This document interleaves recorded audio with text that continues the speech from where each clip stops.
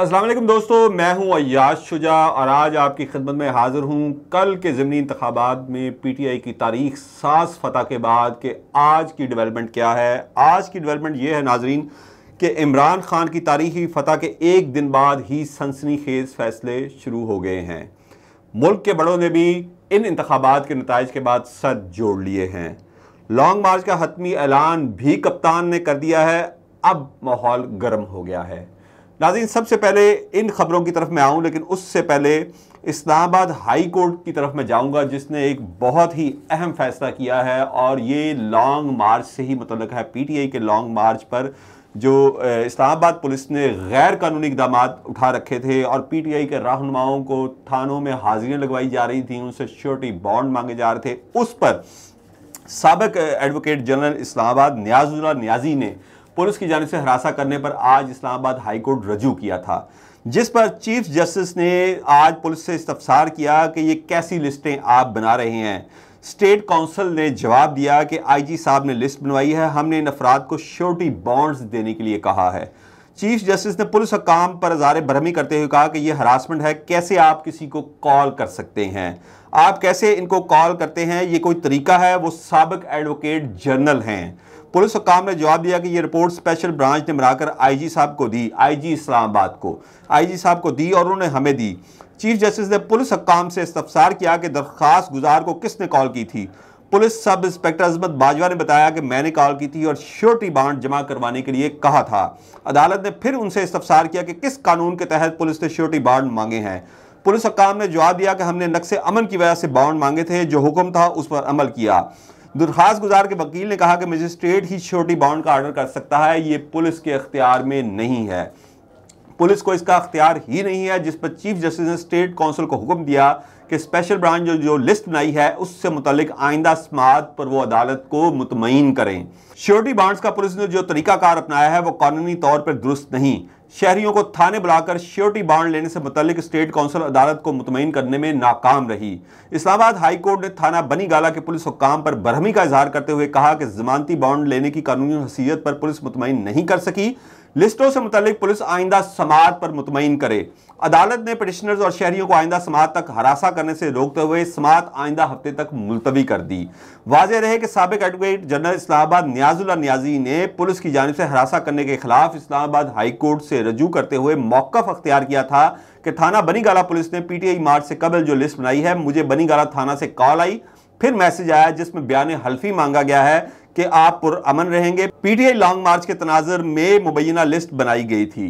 दूसरी जानिब अदालत में एक और बहुत अहम फैसला आज हुआ है। आजम स्वाति के हवाले से आपको बताएं कि अदालत ने आर्मी चीफ के खिलाफ ट्वीट करने पर गिरफ्तार पाकिस्तान तहरीक इंसाफ के सेनेटर आजम खान स्वाति के जिस्मानी रिमांड में मजीद एक रोज़ की तौसीह की इस्तदा मुस्तरद करते हुए उन्हें जुडिशल रिमांड पर जेल भिजवाने के अहकाम जारी कर दिए हैं। FIA ने आज सेनेटर आजम स्वाति को एक रोज़ा जिस्मानी रिमांड खत्म होने पर इस्लामाबाद डिस्ट्रिक्ट सेशन कोर्ट के सीनियर सिविल जज मोहम्मद शब्बीर की अदालत में पेश किया, लेकिन अदालत ने FIA की ये इस्तदा मुस्तरद कर दी। आज इमरान खान ने भी आजम स्वाति के ऊपर तशद्दुद के हवाले से अपनी प्रेस कॉन्फ्रेंस में बड़े सख्त अल्फाज कहे और कहा कि इस तरह डरा कर लोगों को आप अपनी इज्जत करने पर मजबूर नहीं कर सकते।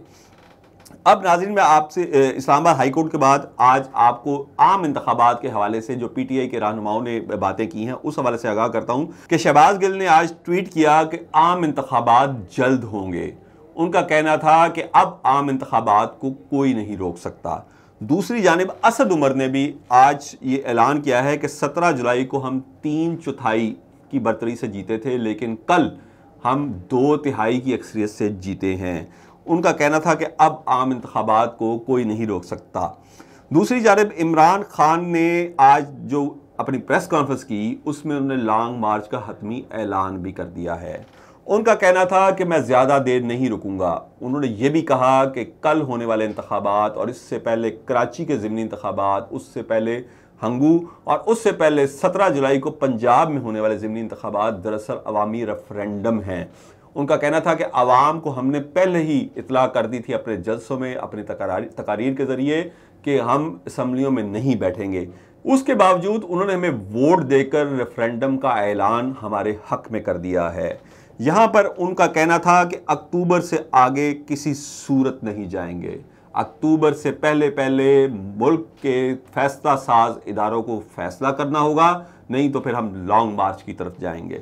दूसरी जानिब कल के इंतखाबात में इमरान खान की तारीखी फतह के बाद फैसला करने वालों ने भी सर जोड़ लिए हैं। इसके साथ साथ राना सनाउल्लाह भी आज हमें हारे हारे नजर आए। उनका कहना था, उन्होंने बरमला ये कहा कि अगर इमरान खान लॉन्ग मार्च करते हैं और उसकी नतीजे में हमारी हुकूमत जाती है तो फिर 3 माह बाद हम भी लॉन्ग मार्च करेंगे।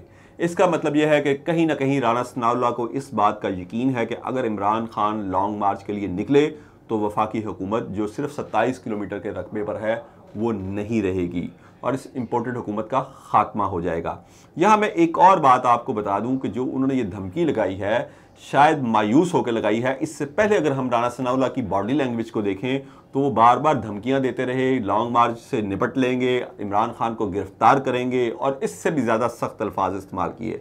उसके बाद उन्होंने पीटीआई को डराने की कोशिश की कि इतने 50,000 बुलेट्स, रबर बुलेट्स हैं, 60,000 हमारे पास आंसू गैस के शेल हैं, ड्रोन शेल फायर करेंगे, ये करेंगे वो करेंगे, रेड जोन की फ़ौज पूरी हिफाजत करेगी।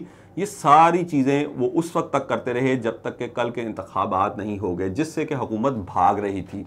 2 बार हुकूमत ने इन इंतखाबात को मुलतवी करवाया, लेकिन तीसरी बार इलेक्शन कमीशन ने उन मुज़ाकरात के बाद जो इमरान खान के पस पर्दा जारी थे, इनके इंतखाबात की तारीख का ऐलान कर दिया। अगरचे हुकूमत फिर तीसरी बार भी इनको मुलतवी करवाना चाहती थी क्योंकि उनको नताइज का पहले से इल्म था और नताइज वही आए, यानी कि इमरान खान ने एक ऐसा रिकॉर्ड सब्त कर दिया पाकिस्तान की सियासी तारीख में कि ज़मीनी इंतखाब में कोई लीडर 7 नशिस्तों पर उसने इलेक्शन लड़ा, 6 वो जीत गया, जबकि 7वीं के बारे में उन्होंने अपने तहफ़्फ़ुज़ात का आज ऐलान भी कर दिया कि उस सिलसिले में हम इलेक्शन कमीशन जाएंगे।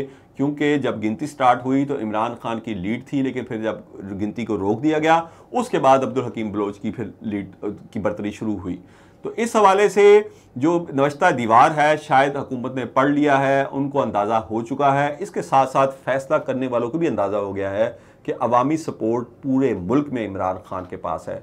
उन्हें यह भी अंदाज़ा हो गया है कि इमरान खान पंजाब, सिंध, KPK या बलूचिस्तान का नहीं, पूरे मुल्क का लीडर है और इस वक्त वफाक की अलामत है, जो कि कभी बेनज़ीर भुट्टो साहिबा के बारे में कहा जाता था कि वो वफाक की अलामत हैं और चारों सूबों की जंजीर बेनज़ीर बेनज़ीर के नारे लगाए जाते थे।